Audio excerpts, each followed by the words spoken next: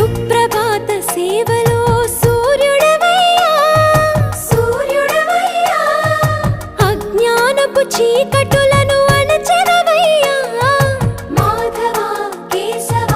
అభిషేక సేవలో